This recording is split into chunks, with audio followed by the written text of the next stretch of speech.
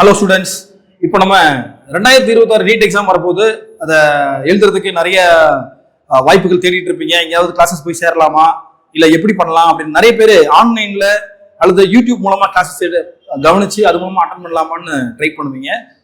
அந்த மாதிரி ஸ்டூடெண்ட்டுக்கு எங்களால் ரீச் பண்ண முடியாத டிஸ்டன்ட் லொகேஷன் உள்ள ஸ்டூடெண்ட்ஸ்க்காக தான் இப்போ கனவுகள் அகாடமியிலிருந்து பிசிக்ஸ் கிளாஸ் இன்ட்ரடியூஸ் பண்ணியிருக்கோம்.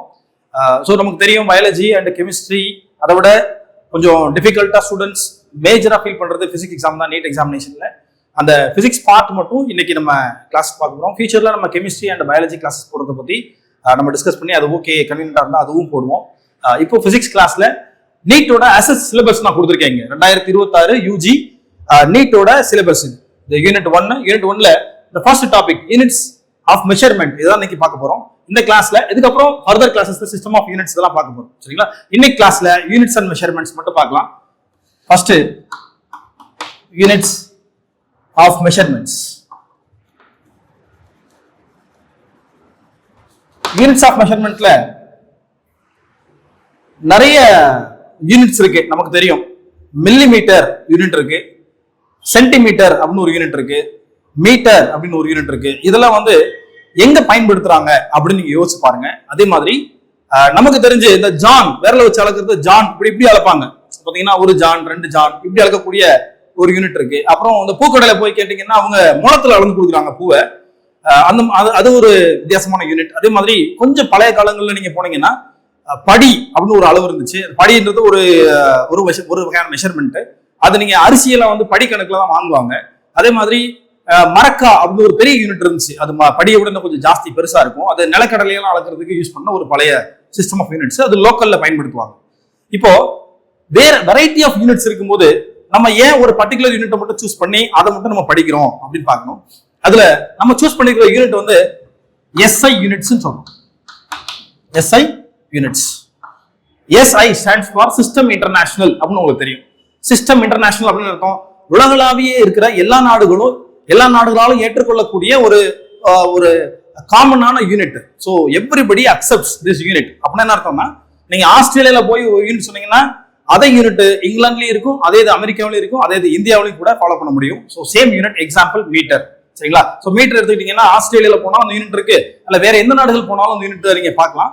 ஸோ அப்போ சாதாரண இங்க ஒரு பயன்படுத்துற யூனிட் கொண்டு போய் வேற நாடுகள்ல பயன்படுத்துறது கொஞ்சம் காமெடியா இருக்கும். இங்க வந்து நம்ம ஜான், மீட்டர், முழம்லாம் சொல்றோம் இல்லையா? மீட்டருங்க முழம்னு சொல்றோம் அல்லது ஜான்னு சொல்றோம். இதெல்லாம் வந்து இது காமன்லி அக்செப்டட் யூனிட்டா அப்படின்னு பார்த்தா கிடையாது. ஸோ இது வந்து கன்ஃபியூஷன்ஸ் தான் லீட் பண்ணும். நம்ம கன்ஃபியூஷன்ஸ் இல்லாம படிக்கிறதுக்காக தான் என்ன பண்றோம், ஒரு ஸ்டாண்டர்ட் யூனிட்டை வந்து கொண்டு வர்றோம். ஸோ ஸ்டாண்டர்ட் யூனிட்ஸே நிறைய இருக்கு. மெட்ரிக் அளவுகள் சொல்லி நிறைய மெட்ரிக் மெஷர்மெண்ட்ஸ் இருக்கு. அதுல ஸ்டாண்டர்டா இருக்கிறதா இந்த எஸ்ஐ யூனிட்ஸ். சரிங்களா? ஸோ இப்போ வேற என்ன டைப் ஆஃப் யூனிட்ஸ்லாம் வந்து உலக நாடுகள் பயன்படுத்துறாங்க, என்ன ஃபாலோ பண்றாங்க அப்படின்னு பார்க்கலாம். அதுல சிஜிஎஸ் அப்படின்னு ஒரு சிஸ்டம் இருக்கு. சிஜிஎஸ் அப்படின்னா சி ஸ்டாண்ட்ஸ் ஃபார் சென்டிமீட்டர்,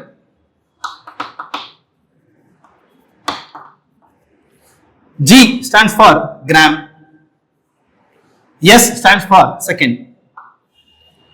சரிங்களா? மோஸ்ட் ஆஃப் த யூனிட்ல எல்லாரும் ஏற்றுக்கொள்ளக்கூடியது இந்த வினாடி அப்படின்ற செகண்டுக்கான யூனிட் தான். மற்றபடி இந்த சென்டிமீட்டர், கிராம் இதெல்லாம் மாறிக்கிட்டே இருக்கு ஒவ்வொரு அளவுகளுக்கும். எக்ஸாம்பிளுக்கு FPS அப்படின்னு வச்சுக்கலாம். எஃப்னா ஃபுட். நம்ம அடி கணக்கு சொல்றோம்ல, 1 அடி 2 அடி அப்படி அளக்குறது இந்த ஃபுட் சிஸ்டம். அதுக்கப்புறம் வெயிட் மெஷர் பண்றதுக்கு பவுண்ட் சிஸ்டம் இன்னும் இருக்கு, பவுண்ட்ஸ். அப்புறம் as usual செகண்ட் மாதிரியே இங்கேயும் செகண்ட்ஸ். சரிங்களா? ஸோ FPS அப்படின்னு ஒரு யூனிட் இருக்கு. அதே மாதிரி நீங்க MKS அப்படின்னு யூனிட் பார்க்கலாம். M ஸ்டாண்ட்ஸ் ஃபார் மீட்டர் தான், கிலோகிராம். இந்த மாதிரி S ஃபார் செகண்ட். சரிங்களா? ஸோ இந்த மாதிரி டைப்ஸ் ஆஃப் யூனிட்ஸ் இருக்கு நம்ம கிட்ட. சரிங்களா? இந்த மாதிரி நிறைய இன்னும் டைப்ஸ் ஆஃப் யூனிட்ஸ் இருக்கு. இதுல வந்து மேஜரா லென்த்துக்கான மெஷர்மெண்ட் சென்டிமீட்டர் அப்படின்றது என்ன, இது லென்த்துக்கான மெஷர்மெண்ட் யூனிட். கிராம்ன்றது வெயிட்டுக்கான ஒரு யூனிட். செகண்ட்ன்றது டைம். ஸோ எவ்ரி யூனிட் பேசிக்கா இதை வச்சு நம்ம கிளாசிஃபை பண்ணிருக்கோம். Length, mass, time. வெயிட்ன்றது இங்க மாசம் நான் மீன் பண்றேன். ஹவர் இதுக்கான பேசிக் டெஃபினிஷன் டிஃபர் ஆகும். அதை பத்தி நம்ம பின்னாடி ஃபியூச்சர்ல கிளாஸஸ்ல பார்க்கலாம். சென்டிமீட்டர், கிராம், செகண்ட் மாதிரி ஒவ்வொரு யூனிட்டும் எப்படி வேரி ஆகுதோ அதை வச்சு அந்த யூனிட்ஸ் நம்ம கிளாசிஃபை பண்ணியிருக்கோம். ஸோ அந்த கிளாசிஃபிகேஷன் தான் first system of units of measurements அப்படின்னு பார்த்தோம். சரிங்களா? இது வந்து நம்ம எதுக்காக பயன்படுத்துறோம்னா, சரி இது நீட்ல எப்படி கொஸ்டின்ஸ்ல வரப்போகுது, ஜேஇல எப்படி கேள்விகள் கேட்க போறாங்க, அல்லது சியூடில அதர் காம்படிட்டிவ் எக்ஸாம்ஸ்ல எப்படி கேள்விகள் வரும்னா, how to convert from one unit to one system of யூனிட்ல இருந்து another சிஸ்டம் ஆஃப் யூனிட்டுக்கு எப்படி மாத்துறோம், ஒரு டைப்ல இருந்து another டைப் ஆஃப் யூனிட்ஸ்க்கு இது எப்படி மாத்துறது, வேற ஒரு டைப்புக்கு எப்படி மாத்துவீங்க. இதுக்கு பேர் கன்வர்ஷன் ஆஃப் யூனிட்ஸ் சொல்லுவோம். Conversion of units. சரிங்களா? இது தெளிவா எழுதிடுறேன். Conversion of unit. அப்போ ஒரு டைப், ஒரு யூனிட் நமக்கு தெரியாம திடீர்னு இன்னொரு டைப் நம்ம மாற்ற முடியாது. இப்போ ஃபண்டமெண்டல் குவான்டிட்டிஸ் பத்தி பார்க்க போறோம். டாபிக் என்னன்னா ஃபண்டமெண்டல் குவான்டிட்டிஸ் அல்லது பேசிக் குவான்டிட்டிஸ் சொல்லலாம், ஃபண்டமெண்டல் யூனிட்ஸ் சொல்லிக்கலாம். ஸோ இதெல்லாம் வந்து நீங்க கொடுக்குற நேம்ஸ் தான். ஃபண்டமெண்டல் மொத்தம் நீங்க சொல்லும் போதே இதை 7 ஃபண்டமெண்டல் குவான்டிட்டிஸ் அப்படின்னு சொல்லி பழகிக்கிங்க. ஏன்னா மொத்தம் 7 குவான்டிட்டிஸ் தான் பேசிக்காவே இருக்கு. மொத்தம் ஃபர்ஸ்ட் ஒன் லென்த்தை மெஷர் பண்றதுக்கான ஃபண்டமெண்டல், இது பிசிக்கல் ஃபண்டமெண்டல் குவான்டிட்டி. இதோட லென்த்தை எப்படி மெஷர் பண்ணுவோம், நம்ம மீட்டர்ல மெஷர் பண்றோம். சரிங்களா? இது மெஷர்மெண்ட்.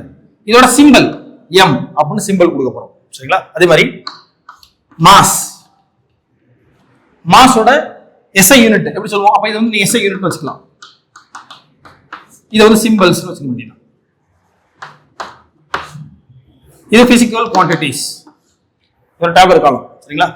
அப்போ length metre mass, sorry length metre, அதுக்கு வந்து சிம்பிள் வந்து எம் வச்சுக்கிறோம்.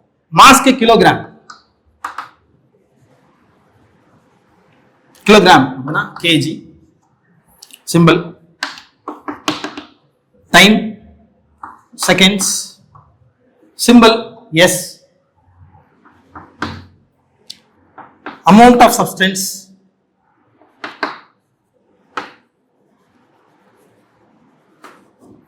இத மோல் அப்படின்ற மெஷர்மெண்ட்ல பண்றோம். அதனால MOL, மோல்க்கு ஃபர்ஸ்ட் லெட்டர் M தான். பட் இங்க ஆல்ரெடி மீட்டர்னு வச்சிட்டதுனால வெறும் M மட்டும் வைக்க முடியாது. அதனால கன்ஃபியூஷன் இல்லாம இருக்குன்றதுக்காக நம்ம மோல் அப்படின்னு வச்சிருக்கோம், MOL னு வச்சிருக்கோம் simple. Temperature, temperature Celsius scale இருக்கு, அப்புறம் ஃபாரன்ஹீட் ஸ்கேல் இருக்கு. இதெல்லாம் வந்து நம்ம நார்மலா யூஸ் பண்றது. நம்ம SI யூனிட்ல யூஸ் பண்றோம்னா கெல்வின், கெல்வின் மட்டும் தான் யூஸ் பண்றோம். சரிங்களா? Kelvin, so it is K.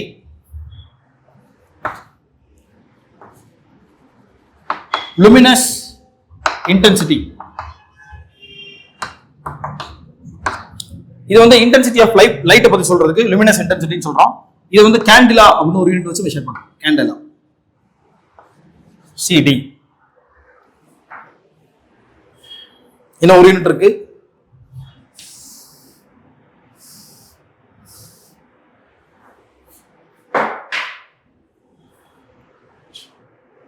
Length, mass, 2 3 4 5, luminous intensity, அப்புறம் எலக்ட்ரிக் கரண்ட் கடைசியா.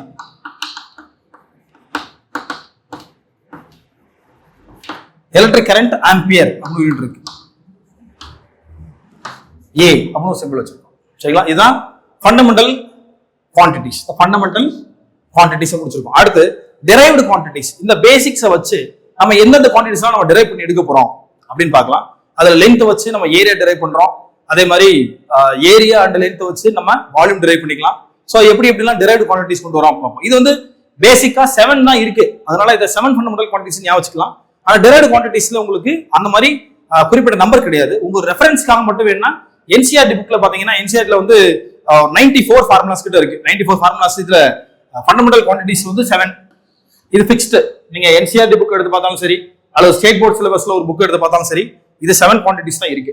ஆனா உங்களுக்கு எத்தனை குவான்டிட்டிஸ் தான் படிக்கிறது, நம்ம மொத்தம் நிறைய குவான்டிட்டிஸ் இருக்கா, எத்தனை தான் நம்ம படிக்கணும் அப்படின்னு ஒரு கிளாரிட்டி இல்லாம இருந்ததுன்னா, நீங்க CBSE ஸ்டூடெண்ட்ஸ் படிக்கக்கூடிய அந்த NCERT சிலபஸ்ல பாத்தீங்கன்னா கிரேட் 11ல லாஸ்ட் அப்பெண்டிக்ஸ் 1ல 94 ஃபார்முலாஸ் இருக்கிறத நீங்க பார்க்கலாம். இந்த 94 formulas both for 11th grade and 12th grade. இதை மட்டும் நீங்க படிச்சீங்கனாலே ஆல்மோஸ்ட் இந்த ஃபண்டமெண்டல் அண்ட் டிரைவ்டு குவான்டிட்டிஸ் மொத்தத்தையும் நீங்க முடிச்சு வச்சிருவீங்க. ஸோ தட் டிரைவ்டு குவான்டிட்டியில மொத்தம் எத்தனை குவான்டிட்டிஸ் படிக்கிறது, அல்ல எத்தனை படிச்சா சஃபிஷியன்டா இருக்கும் ஃபார் நீட் எக்ஸாமினேஷன், ஜேஇ எக்ஸாமினேஷன்ற ஒரு டவுட் இல்லாம இதை ஃபுல்லாவே நீங்க படிச்சா போதுமானது. ஸோ சோஃபார் நம்ம என்ன பார்த்துருக்கோம்னா சிஸ்டம் ஆஃப் யூனிட்ஸ், என்னென்ன சிஸ்டம்ஸ் இருக்கு, SI system, MKI system, FPS system, இதெல்லாம் பார்த்துட்டோம்.